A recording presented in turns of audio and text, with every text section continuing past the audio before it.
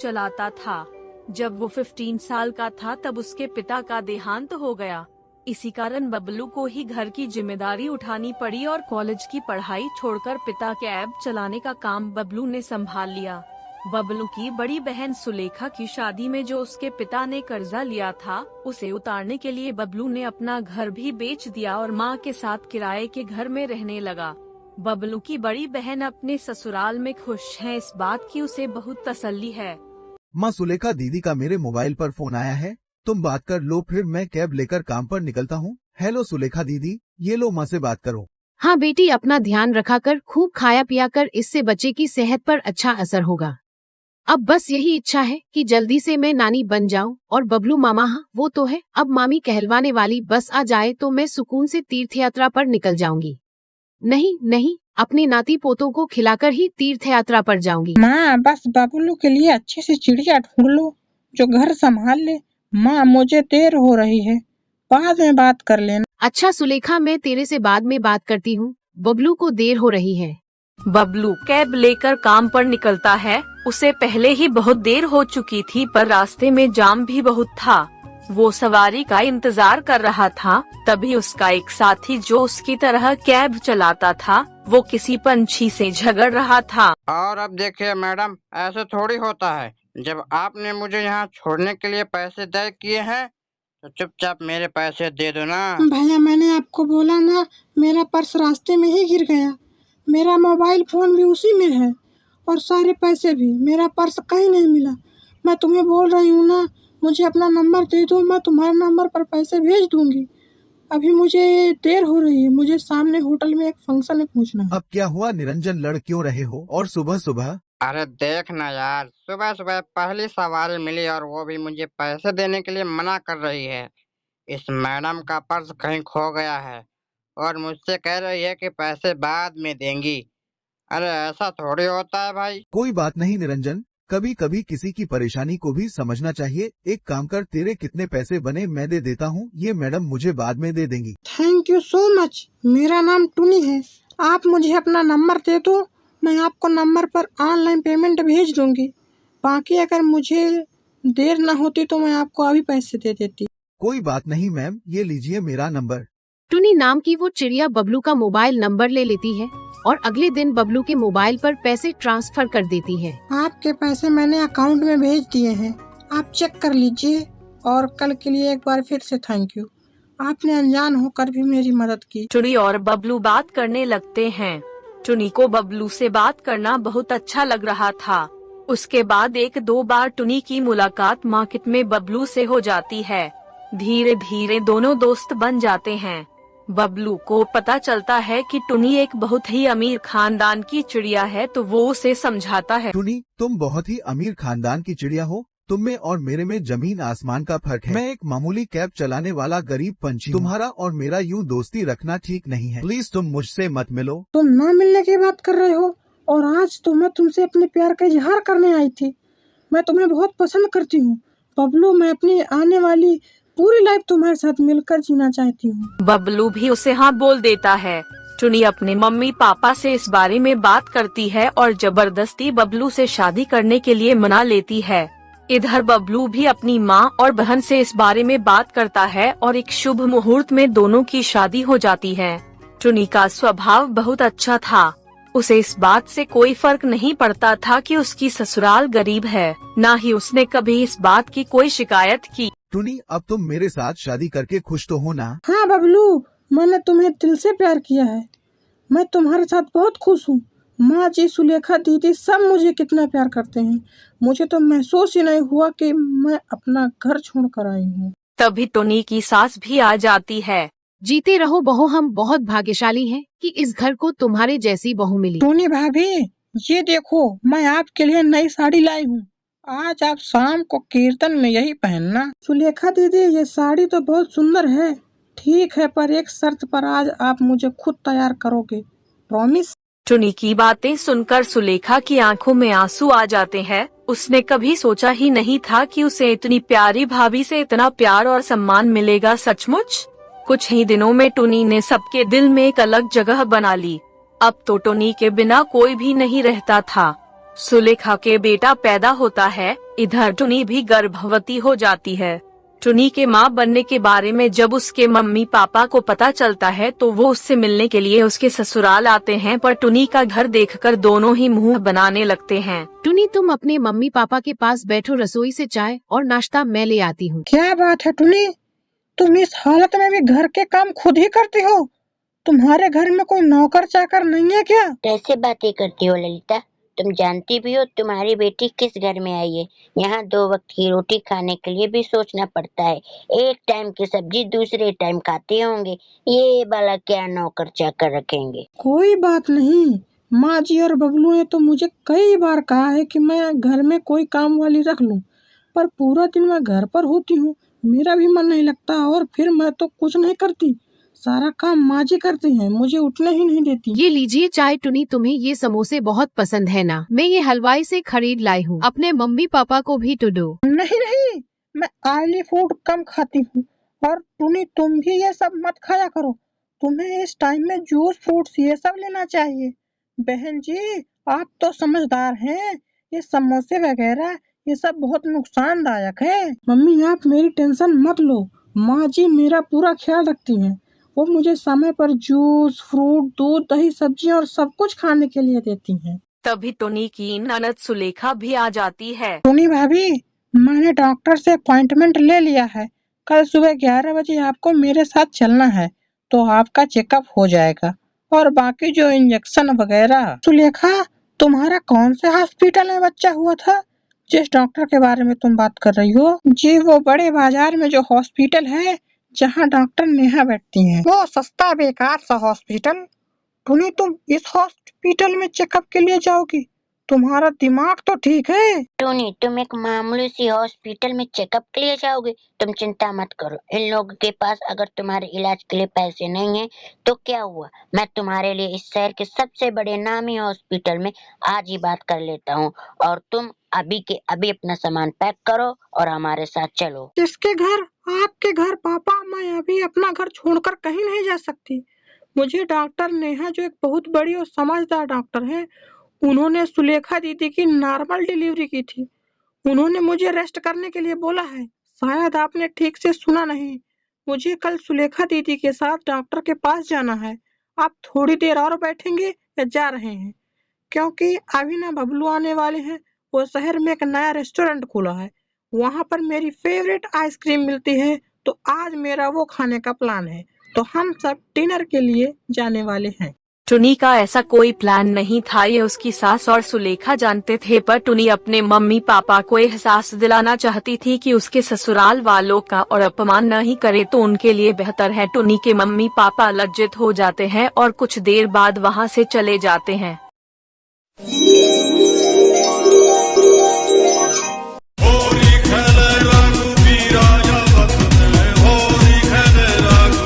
Champak one जंगल में गरीब चीड़ा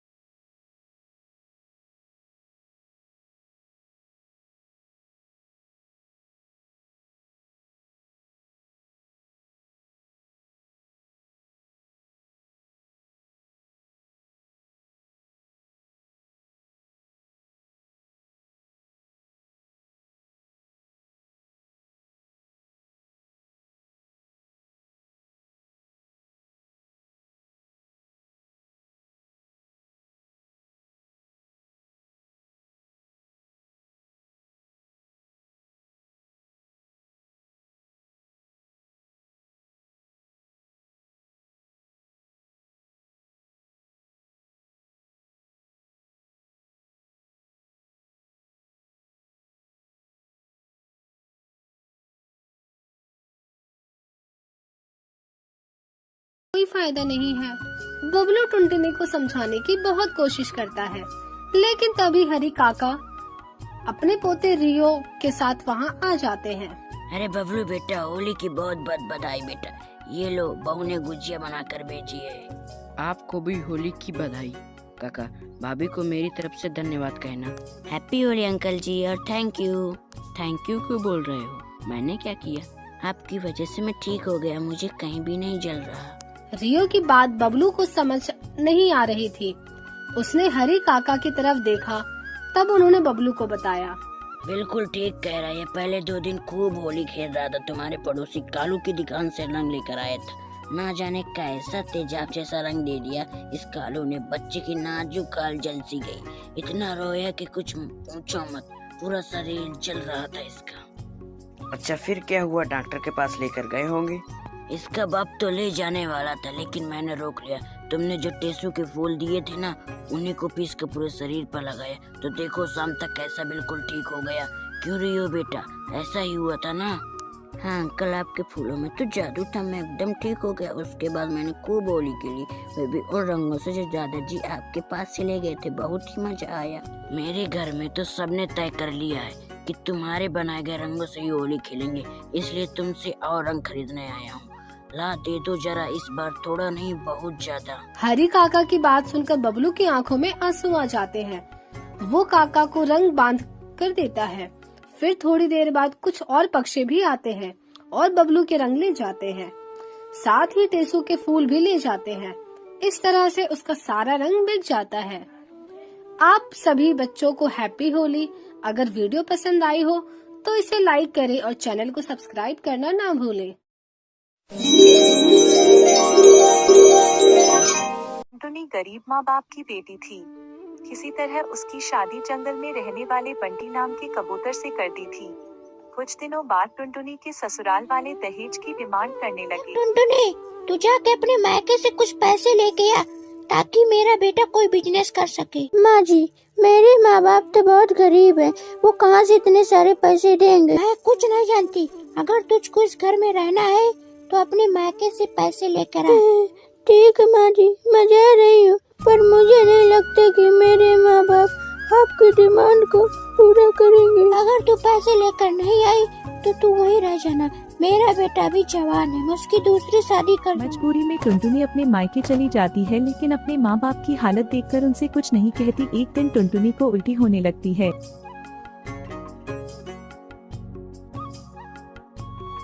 क्या हुआ बेटा, तुझे उल्टियाँ क्यों हो रही है? मुझे ऐसा लग रहा है कि जैसे कि तू माँ बनने वाली। यह सुन के टुनटुनी चिंतित हो जाती है और अगले ही दिन वह ससुराल चली जाती है। तेरी माँ ने पैसे दिए हैं ना, मैं कल ही बंटी का नया बिजनेस शुरू करवा दूंगी। माँ जी, मेरे माँ बाप ने मुझे कोई पैसे नहीं दिए, मैं उनकी हालत देख कर कुछ बोले ही नहीं। तो तू यहाँ क्यों खड़ी है? चल निकल मेरे घर से।